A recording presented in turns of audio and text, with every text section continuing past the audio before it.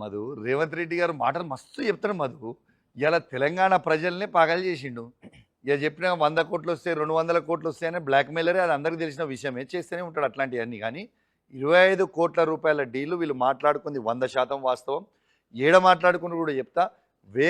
వేం నరేందర్ రెడ్డి గారి బిడ్డ ఎంగేజ్మెంట్లో వీళ్ళు ఆ రూమ్లో కూర్చొని 2 గంటల సేపు మాట్లాడుకొని ఈ డీల్ కుదిరించుకుంది 100కి 100% వాస్తవం. నేను 2 ఏళ్ల క్రితం చెప్పినప్పుడు అందరూ మీలాగానే అనుమానపడ్డారు. కానీ ఈటల రాజేందర్ గారు నోటితో చెప్పిన తర్వాత వాస్తవం కాలేదా? ఇంకోటి కూడా ఆశ్చర్యం అనిపిస్తూ ఉంది. రేవంత్ రెడ్డి గారి స్టేట్మెంట్ చూసినాం మొన్న. అవసరమైతే 1000 కోట్ల రూపాయలు మనమే గాంధీ కుటుంబానికి ఇస్తామని. ఆయన తాత జాగిరా, ఆయన ముత్తాత జాగిరా. 1000 కోట్ల రూపాయలు అసలు రేవంత్ రెడ్డికి ఎక్కడివి అంటే తెలంగాణ ప్రజల్లారా మీ అందరు కూడా గమనించాలి. ఇలా 1000 కోట్ల రూపాయలు మన తెలంగాణ సొమ్ముని గాంధీ కుటుంబానికి దానం చేస్తామని చెప్తా ఉంటే ఎన్ని వేల కోట్ల రూపాయల కుంభకోణాలు రేవంత్ రెడ్డి గారు చేస్తున్నారు అనేది తెలంగాణ ప్రజలందరూ కూడా గమనించాలి. ఇలా ఈ 1000 కోట్ల రూపాయలు ఈయనకి ఎక్కడివి, ఏడు నుంచి సంపాదించిండు?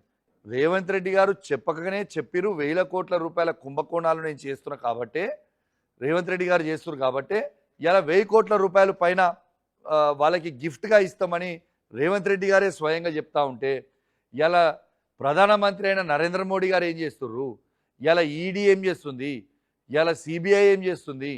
ఇలా బీజేపీ వాళ్ళు ఈ స్టేట్మెంట్ని పట్టుకొని ఎంక్వైరీ చేయరా? ఇలా నోటీసులు జారీ చేయరా? ఓ ముఖ్యమంత్రి స్వయంగా 1000 కోట్ల రూపాయలు నేను దానం చేస్తా అని చెప్తా ఉంటే ఇలా నరేంద్ర మోడీ గారు ఇలా రేవంత్ రెడ్డి గారు మ్యాచ్ ఫిక్సింగ్లో ఉన్నారా? మరి అందుకే మాట్లాడతలేరా? తెలంగాణ ప్రజలు అడుగుతున్న క్వశ్చన్ ఇది. కాబట్టి ఖచ్చితంగా దీని మీద నీతి నిజాయితీగా ఉంటే బీజేపీ వాళ్ళు ఖచ్చితంగా దీని మీద ఎంక్వైరీ చేయాలి.